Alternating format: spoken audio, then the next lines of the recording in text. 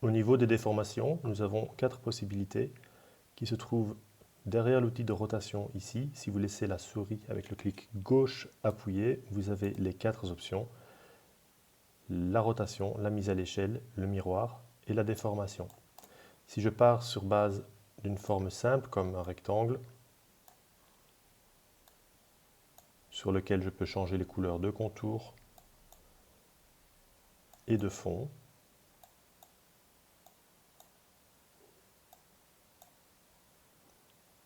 je peux aller sélectionner un outil de déformation, par exemple la rotation, faire pivoter ma forme en plaçant n'importe où à l'extérieur.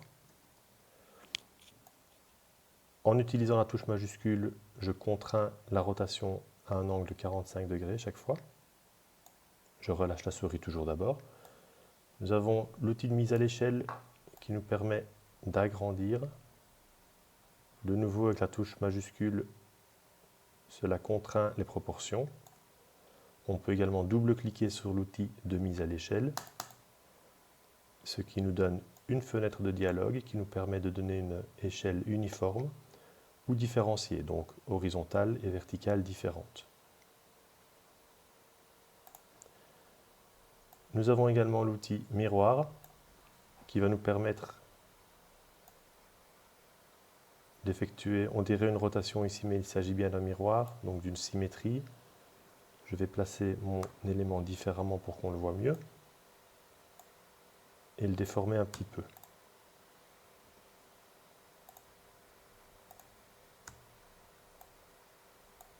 Voilà, donc ici on a une forme sur laquelle on verra mieux, on constatera mieux que c'est une symétrie. Donc, si je prends mon outil miroir, vous voyez que quand je le fais pivoter, il s'agit bien de miroir. Ici j'ai l'angle à l'intérieur de ma forme qui est vers le haut. Si c'était une rotation, il serait vers le bas. Or ici, il est toujours vers le haut. C'est donc bien un miroir. Pour avoir un miroir exactement horizontal, il vous suffit d'utiliser la touche de nouveau majuscule. Vous pouvez également effectuer un miroir de façon paramétrée en double-cliquant sur l'outil miroir avec votre forme sélectionnée. Vous avez une petite case aperçue ici que vous pouvez cocher. Si vous cochez l'axe horizontal, vous avez une symétrie dans ce sens. Si vous cochez l'axe vertical, une symétrie dans ce sens. Et je valide.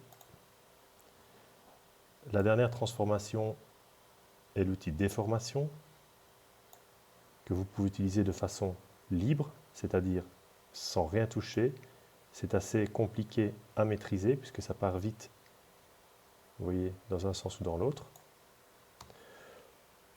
Pour l'utiliser de façon un peu plus contrôlée, vous pouvez utiliser la touche majuscule, ce qui va contraindre la déformation dans une déformation verticale ou horizontale, mais ça reste un petit peu compliqué à maîtriser.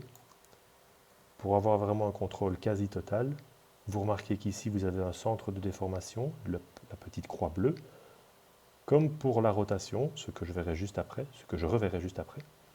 Il suffit de cliquer ailleurs pour définir le centre de déformation. Donc pour le moment, vous remarquez que la déformation se fait à partir de ce centre, donc autour de ce centre en fait. Si je vais cliquer par exemple sur le point qui est ici, je définis mon centre de déformation à cet endroit, ça veut dire que ce point ne bougera pas. Voilà, donc la petite croix bleue s'est placée sur mon point, et à ce moment-là, le point ne bouge plus, et je n'ai plus qu'à déformer vers le haut, vers le bas ou sur le côté. Et dans ce cas-ci, par exemple, avec la touche majuscule en plus, je peux effectuer une déformation beaucoup plus facilement de façon horizontale, verticale, pardon. Au niveau du centre de rotation, c'est quasiment la même chose. Si je prends mon outil de rotation, mon centre de rotation par défaut se trouve au milieu de la forme, on le voit ici, donc ça pivote au milieu. Donc ça pivote de façon centrée sur mon centre de rotation. Si je le place à l'extérieur de ma forme, le centre de rotation se place ici, et cela devient mon axe de rotation.